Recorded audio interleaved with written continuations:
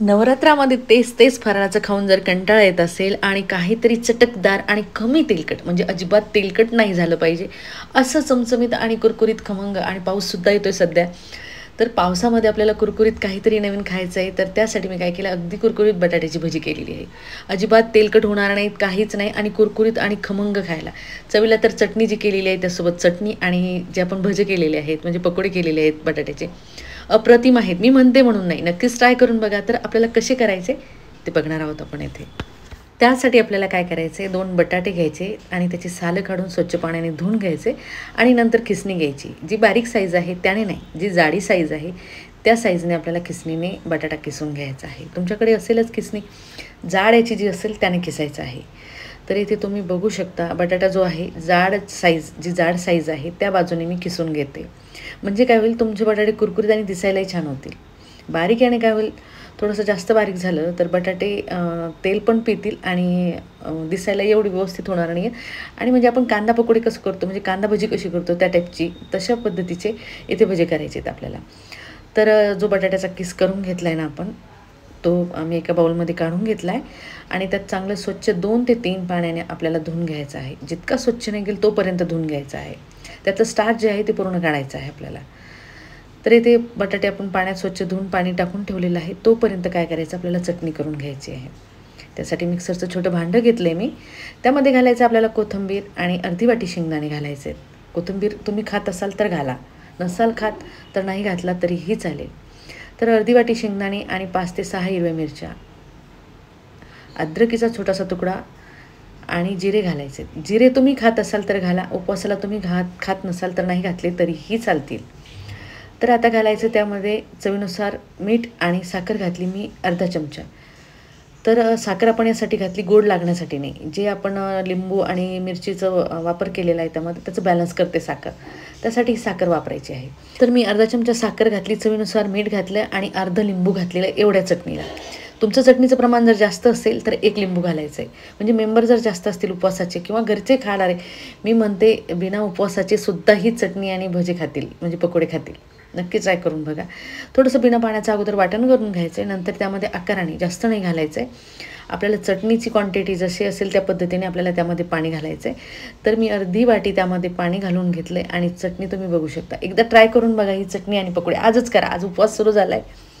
तर अगदी सोपे आहे आणि घाई गडबडीत तुम्हाला साबुदाणा भिजू घालायची गरज नाही, कुठलं तामझाम करायची गरज नाही. अगदी सोप्या पद्धतीने फराळाचं होईल तुमचं. आणि पाऊससुद्धा सुरू आहे बाहेर, तर सगळ्यांनाच करून खाऊ घाला. उपवासावाल्याला तर खाऊच देणार नाही, सगळेच जण आवडीने खातील. तुम्ही ट्राय करून बघा एकदा. तर आता आपण जो पाण्यामध्ये बटाट्याचा किस घातला होता तो अगदी पाणी आपल्याला दाबून दाबून त्याचं पाणी काढायचं आहे. अगदी कोरडा झाल्यासारखं दाबून, म्हणजे पाणी पूर्ण बाहेर गेलं पाहिजे इतकं दाबून आपल्याला पाणी बाहेर काढायचं आहे त्याचं. तर बाऊल मोठा घ्यायचा आहे म्हणजे आपल्याला व्यवस्थित पीठ मळलं जाईल. तर बटाट्याचा किस जो आहे ना तो अगदी पांढरा शुभ्र आहे, म्हणजे आपण पाण्याने जो आहे तो अगदी स्वच्छ धुवून घेतला आहे. तर त्यामध्ये घालायचे आपल्याला हिरव्या मिरच्या. थोडंसं स्पायसी आहे, चटणीमध्ये सुद्धा आपण चांगल्या हिरव्या मिरच्या घातलेल्या आहेत, पण अजून भज्यामध्ये सुद्धा आपण हिरवी मिरची घातलेली. चांगल्या 3 ते 4 मिरच्या मी बारीक चिरून घातल्या आणि चवीनुसार त्यामध्ये मीठ घालायचं आहे. बाकी काहीच घालायची जास्त गरज नाही आहे. अगोदर आपल्याला मिरची आणि मीठ जे आहे ते व्यवस्थित बटाट्याच्या किसला लावून घ्यायचं आहे. मीठ जे आहे ते अगदी बटाट्याच्या किसला पूर्ण लागलं गेलं की मग आपल्याला नंतर पुढची प्रोसिजर करायची. तर इथे तुम्ही बघू शकता चांगलं मी व्यवस्थित त्याला लावून घेते. लावून घेतल्यानंतर आपल्याला घालायची थोडीशी लाल मिरची पावडर, कारण हिरवी मिरची काय होतं, आपण ज्यावेळेस भजे जे आहे ते दाताखाली घेतल्यानंतरच लागते, पण लाल मिरचीची जी चव आहे पूर्ण बटाट्याच्या सारणाला लागलेली असते, त्यामुळे थोडंसं आपण लाल मिरची पावडर घालायची आहे. तर मी छोटी वाटी मीडियम आपली आमटी पिण्याची जी वाटी असते ती वाटी भरून आपण 2 बटाट्यासाठी 1 वाटी राजगिऱ्याचं पीठ घातलेलं आहे.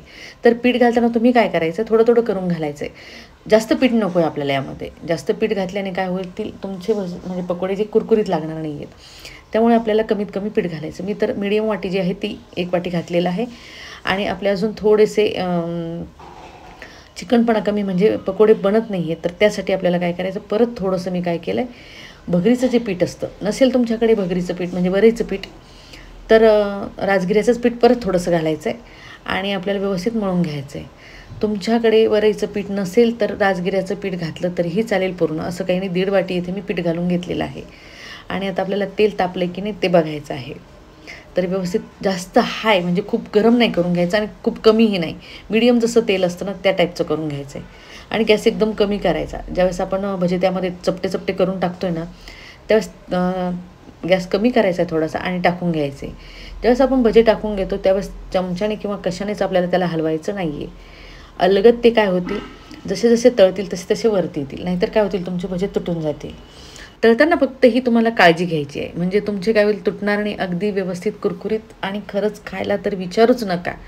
आजच ट्राय करा म्हणजे तुम्हाला कळेल आणि केल्यानंतर मला कमेंटमध्ये नक्की कळवा, म्हणजे तुमचे कसे झालेत मलाही कळाले पाहिजे. तर उलटपालट जेव्हा वरती येतील ना तेव्हा आपल्याला त्याची उलटपालट करायची आहे आणि तळून घ्यायचे. दोन्ही बाजूने एकसारखे उलटपालट करून आपल्याला तळून घ्यायचे.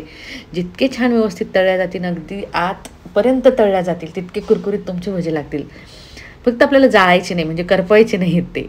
मीडियम गॅसवरतीच तळून घ्यायचे, म्हणजे काय होईल चांगले ब्राऊन होईपर्यंत आणि खमंग होईपर्यंत तळल्या जातील. त्याने चव काय होते, खमंग तळल्यामुळे छान लागतात खायला. आणि चटणी जी केलेली आहे ना ती विचारूच नका तुम्ही, खरंच खूप छान झालेली आहे. तर अगदी ब्राऊन होईपर्यंत तळून घेतले तर आणि तुम्ही बघू शकता चांगले कुरकुरीतसुद्धा झालेले आहेत. तर पाहिल्या क्षणीच असं वाटतंय की आता करावेत आणि लगेच खावे. खरंच ट्राय करून बघा. तर अगदी आपण व्यवस्थित तळून घेतले म्हणजे ब्राऊन होईपर्यंत लगेच दुसरेसुद्धा मी त्याच पॅनमध्ये टाकून घेते आणि चपटे टाकायचे आहेत. म्हणजे काय होईल, थोडेसे पातळ चपटे करून टाकले ना ते आतपर्यंत तळल्या जातील. गोल नाही करायचे आहेत आपल्याला, चपटे चपटे करायचे, अगदी कुरकुरीत आणि मस्त तळल्या जातील ते. त्यामुळे आपल्याला चपटेच करून टाकायचे. हे सुद्धा टाकल्यानंतर आपल्याला अलगद वरती आल्यानंतरच उलटसुलट करून घ्यायचं आहे त्याला. तर दोन्ही बाजूने तळण्यासाठी अगदी मी उलटपालट करून घेते त्याची, म्हणजे व्यवस्थित आपले दोन्ही बाजूने बटाट्याची जी भजी आहे ती तळल्या जातील. आणि नेहमी नेहमी आपण काय म्हणतो तेच तेच फराळाचं करून कंटाळा येतो ना, तर या पद्धतीचं जर केलं ना तर खरंच खूप छान लागेल तुम्हाला.